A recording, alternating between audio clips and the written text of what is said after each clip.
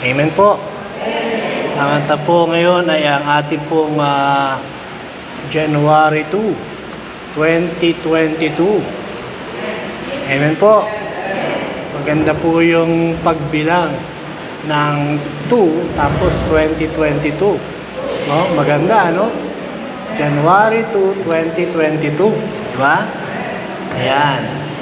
So, sana nga po ang itong 2022 ay maging matubin na po at talagang binibigyan po ng Panginoon na sana po ay maging mas maganda po ang gawain ngayon. Amen po ba?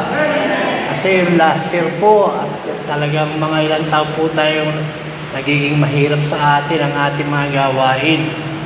Kaya ngayon nga punta na ito ay magiging umpisa po ng ating 2022. Sana talaga marami po tayong magagawa, no? Sabi nga po, the practice of making New Year's resolution go back over 3,000 years to the ancient Babylonia, no? At ako po sa mga nanggala ay noon man po sa trabaho po ng ating New Year's back to 3,000 years. Siya po tinatawag pong ancient Babylonia. And there is just something about the start of a new year that gives us the feeling of a fresh start and a new beginning. So in reality po, there is no difference between this December 31 and January 1, no? So yung kalawang dalawa, kaya nga po, di ba? Nag-umpisa po sa atin nung 31 po ay talagang yung gabi rin po tayo po ay kumakain na noon, di ba? Para sa tinatawag po nating Istirmival, bago na January, di ba? And nothing mystical, tinatawag pong occur of midnight on December 31, and the Bible does not speak against the concept of New Year's resolution. Now, however, if a Christians determine to make a New Year's resolution, what kind of a resolution should he or she make? Sabi nga po, common New Year's resolution. Ito po mga tinatawag na kung pwede po natin mga mangyayari sa mga estudyante po sa atin, mga gagawin po sa buti po magawa yung mga umpisang New Year's natin, no? At tinatawag po yung katulad po ng iba po na ginagawa po yung mali sa kanilang mga tinatawag pong paggagawa po ng kanilang mga quit smoking, di ba? Dati po sa mga tao po na gumagawa po ng mali sa kanilang trabaho ay kinakailangan po bilang resolution po nila ng New Year, yung iba po ay magawa po lang umpisang tatawagin po nila yung mga gawain nila. Ganyan rin po yung tinatawag na to point drinking. Yeah? So, meron pong mga sa kanang smoking, meron din pong drinking na ginagawa po. So, iba po, mga nagdali po yung mga tao na ginawa po nila, mga trabaho ito, ay ginagawa pa rin po ng iba. So ngayon, inuumpisa na po. Now, to manage money more wisely. To money more wisely for some. And also to spend more time with family. To spend more time with family. At di rin pong tinatawag ng iba naman po para ang kanilang mga trabaho po. Yung tinatawag na exercise more of and eating more healthily. There are all good goals to set. Sabi nga po sa 1 Timothy chapter 4 verse 8. Sa 1 Timothy chapter 4 verse 8, ang sabi po sa verse 8, for bodily exercises profiteth little, but godliness is profitable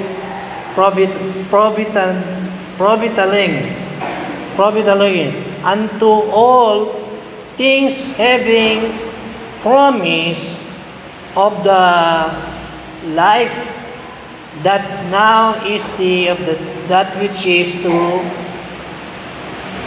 come. Ang sabi po, the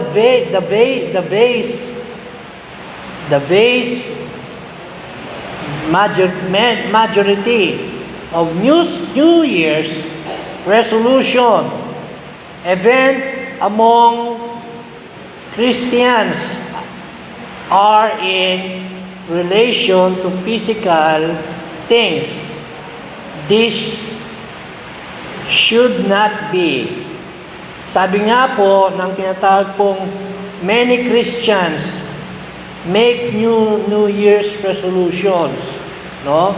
Yung mga mangyayari po sa paggawa po ng mga tao po, mga pagkilos po sa mga New Year's sa kanyang buhay ng resolutions. Tinatawag po katulad po ng ginagawa po ng iba tungkol sa kanilang mga panalangin. To pray more, di ba? Yung mga panalangin po nila.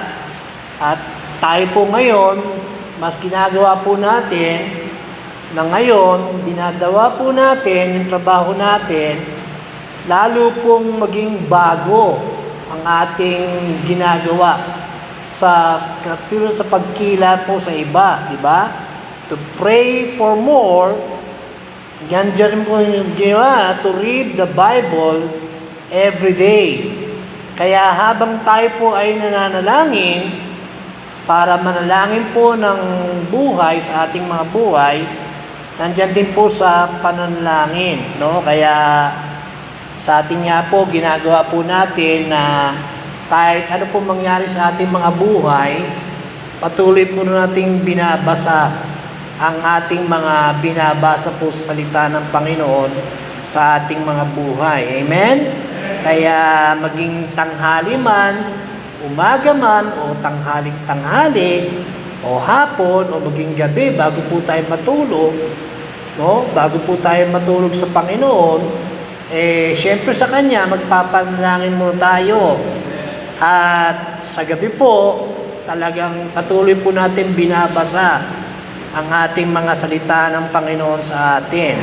Kaya nga po yung mga Bible, everyday, ginagawa pa rin natin. Kahit po tayo nagiging ginagawa sa ibang trabaho sa ating mga buhay, na marami po tayong pinagkakaabalahan, no? Nandan po sa mga everyday, mga trabaho po natin na hindi na po natin nagagawa ang iba, pero dapat po kahit ano po mangyari, ang Panginoon po ginagawa po nating lahat na importante sa atin sa Panginoon, no? Maging ang buhay po sa pagdadag po natin sa buhay ng Panginoon natin sa gawain. Kaya sabi rin po, magkaroon po tayo tinatawag na maging stead church more regularly ng ating mga buhay. Kaya 'di ba, ang buhay po natin, gawin po natin ang ating buhay every Wednesday sa ating mga trabaho, 'di ba? every day, every week, no? Kamukha ngayon, Sunday morning, at every Sunday po, ginagawa po natin. Kaya di ba, itong Sunday na to ngayon, maybe na next week, baka iba na naman ang magsasalita, di ba? I mean, like Brother Mark, tinutulungan natin, di ba? So, other Sunday din po na hindi man po ako present, pero yung active po trabaho, ginagawa din po natin sa mga weekday sa ating mga buhay. And then sa last Sunday po ng ating speaker po mula sa ating mission, di ba? Ginagawa po na ng trabaho. Like this month po ng January, no? For the last Sunday po ng January, ang ating pong missionary diyan sa Quezon, sa Quezon, di ba? Si preacher Mario, di ba? Si Pastor Mario, he will be our speaker this coming week. At sa ating nga pong ginagawa, every Sunday po, may mga Sundays po hindi natin nagawa lagi. Kasi hindi naman lahat nagiging regular na nagagawa ng iba, di ba? Pero hindi man po nangyayari ng iba, pero tayo pong lahat, sana lagi po nating ginagawa po ng umpisa to sa ating mga gawain kasi hindi po natin masaya. Kato nga po ngayong February, di ba? We are trying po to do our ilang years? 33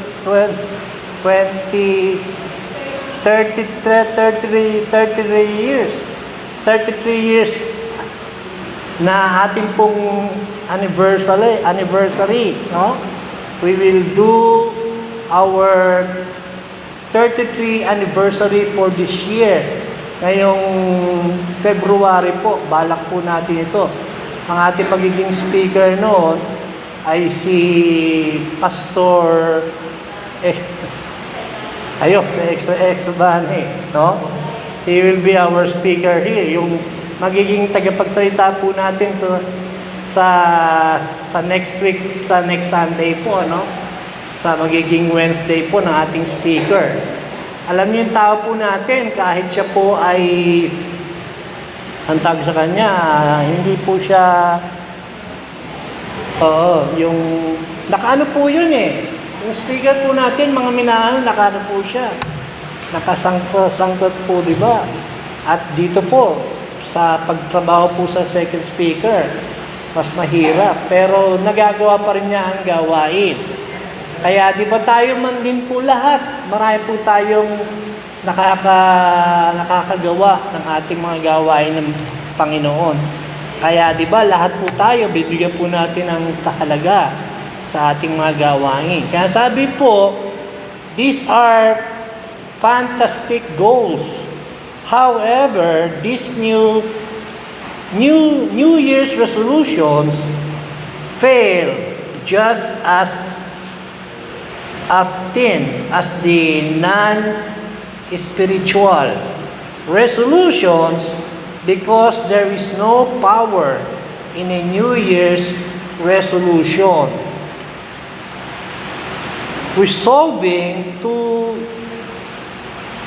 start or stop doing a certain activities has no value unless you have the proper motivation, proportion motivation for stopping or starting that activities.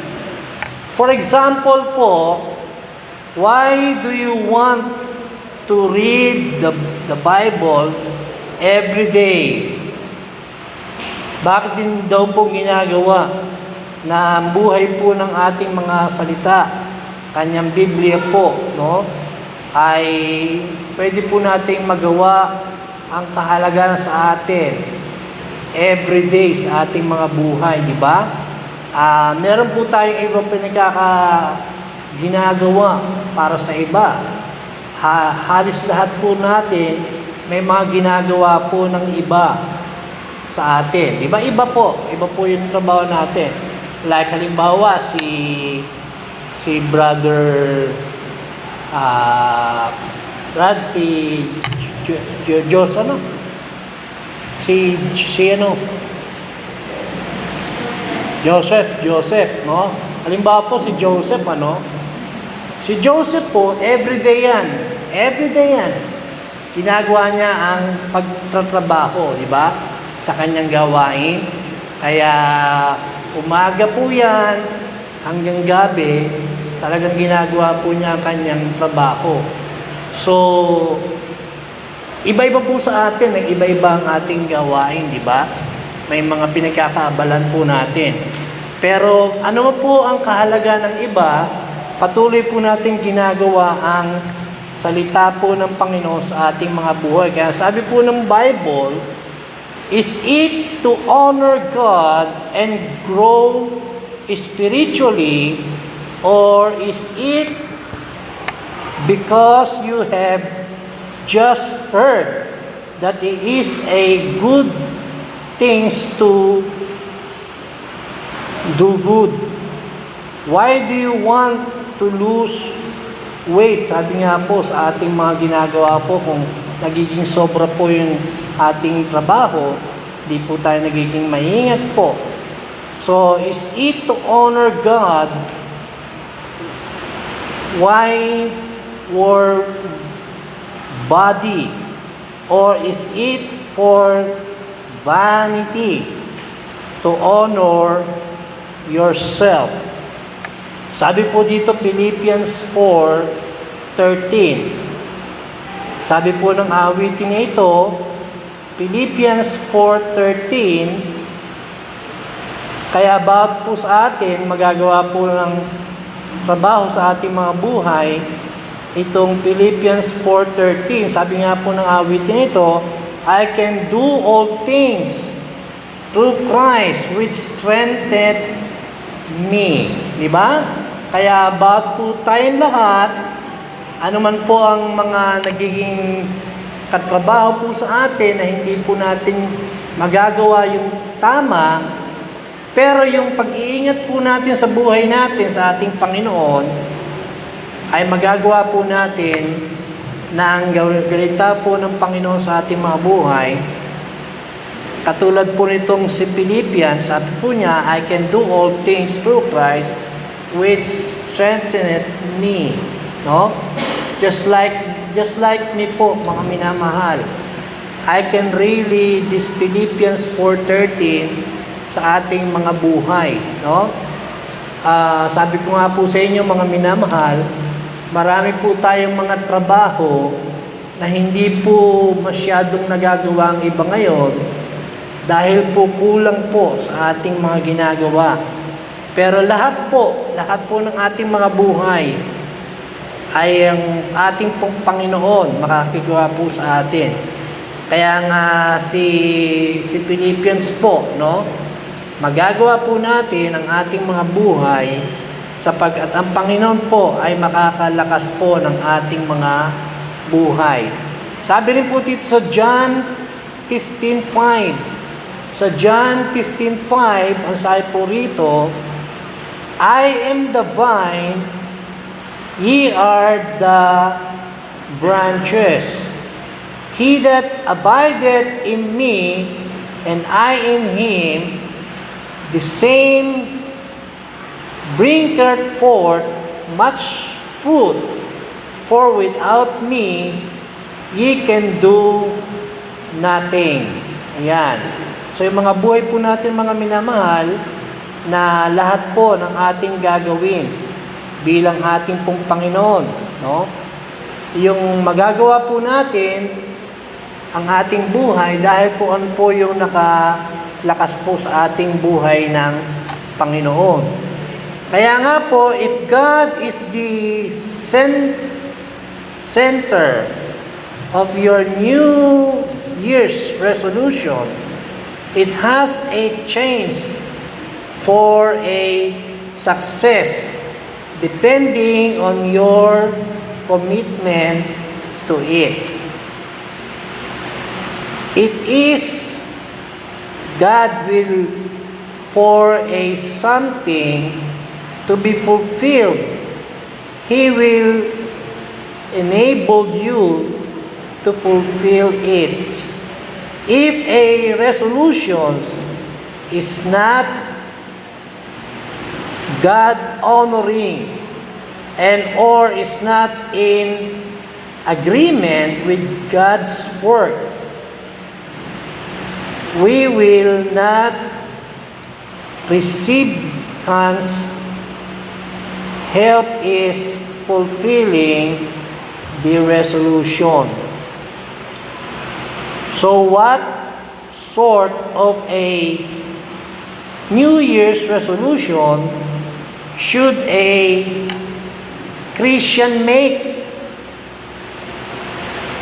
Sabi nga po, pray to the Lord for wisdom. Pray the Lord for wisdom. Sabi nga po dito sa James 1:5, sa James 1:5, sabi po ng awitin na ito, if any of you lack wisdom, let him ask of God that giveth to all men liberally, and upbraideth not, if shall be given him. Pray for wisdom as to how to fulfill the calls God giveth you. Release on God's strength to help you. Find partner who will help you and encourage you. Andyan po tinatawag na don't because discouraged. Win occasional failures. Instead, allow them to motivate you for further. Kaya po dito sa don't become proud or vain, but give God the glory.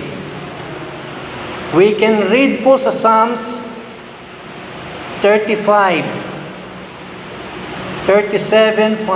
Psalms 37:5, sabi po ng awitin na ito, commit thy way unto the Lord. Trust also in Him, and He shall bring it to pass. Psalms 37 verse 5. Kaya po muli mga minamahal, sa ating po mga buhay,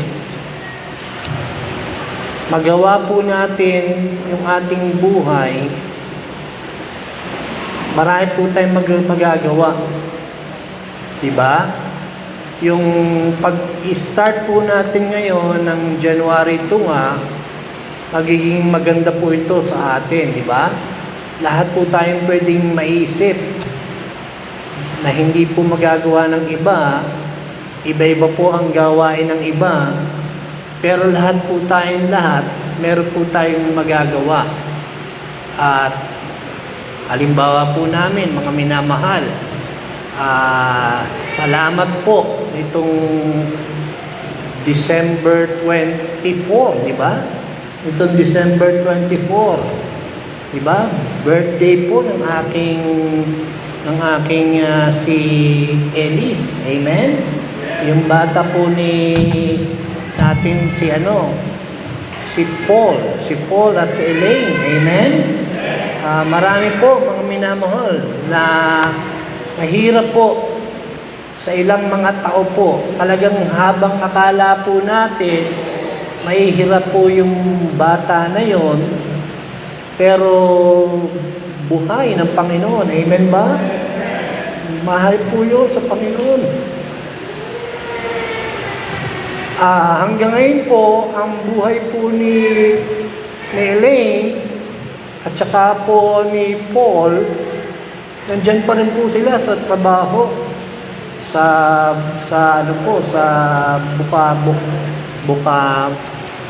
Bukano. Ayun, Baliwag, di ba? Sa Baliwag po, di ba? Yung amin pong si TV, ilang years na po nandito yung bata, kasama po namin. Di ba? Si Paul nga po, hindi siya masyado nakakaharap kasi talagang lahat po natin ngayon, marami pa rin naman talaga ngayon. Tayo pong lahat nag-iingat pa rin, di ba? Amen? Nung last po dyan sa Walmart at dyan po sa SM, ang mga bata po hindi masyadong nagpapahiram. Pero naka-open pa rin, di ba? Hindi na sila masyadong maingat. Pero nakikinig po ako sa ating mga sinasabi po sa ating news, no? Sa ating pong trabaho. Talagang may nangyayari po na ang ating pong mga sarili. Diba? Kaya ngayon po, diba, hanggang maingat pa rin sa atin, diba? Kaya, pero ito pong pag-umpis po natin ng Panginoon, marami po rin natin magagawa sa kanyang gawain sa ating buhay ng Panginoon natin. Kaya, yung mga kasama po natin, alam nyo, nandito po si Pastor Solosi. Si Pastor Solosi po. Kaibigan ko si Pastor Solosi. Diyan po sa States. Montik rin po siya na COVID. Akala ko po madadali rin siya. Salamat po yung kaibigan natin. Nakaligtas pa rin po. Diba? Ngayon po yung ano man ngayon si Pina, di ba? O Pina. Yung kaiban po ng nag-iingat din sa COVID. Bago pa lang, di ba? Kaya andyan pa rin po pag-iingat. Pero ang ating pong gawain sa Panginoon, syempre po talaga nagiging trabaho po sa gawain kung iingatan po ng Panginoon o hindi. Kaya ang mas importante po mga minamahal, ang maganda po, basta ang maganda po ngayon, binigyan po ng Panginoon ngayong taon na ito sa ating mga buhay. Kaya amen din po, salamat na nandito kayo ngayon sa gawain. Amen? At least po, naumpisa niya po ngayon yung January 2, nandito kayo. Amen? Kasi maganda yan eh. Pangit naman na magiging umpisa pa lang hindi natin nagawa yung tama.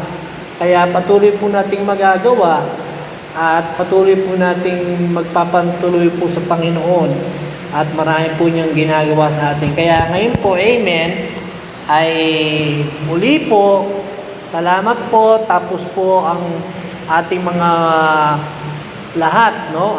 Ilang araw lang, tatagod na yan. Diba? Hanggang ano na lang yan diba? Hanggang New Year na lang yan. Tatalong na yan, diba? Kaya magpapaumpisa naman sa gawain. Pero magpatuloy po tayo, sapat maraming gawain sa ating mga buhay para sa Panginoon. Amen? tumayo po tayo lahat. Tayo po ay umawit sa Panginoon. Tayo po.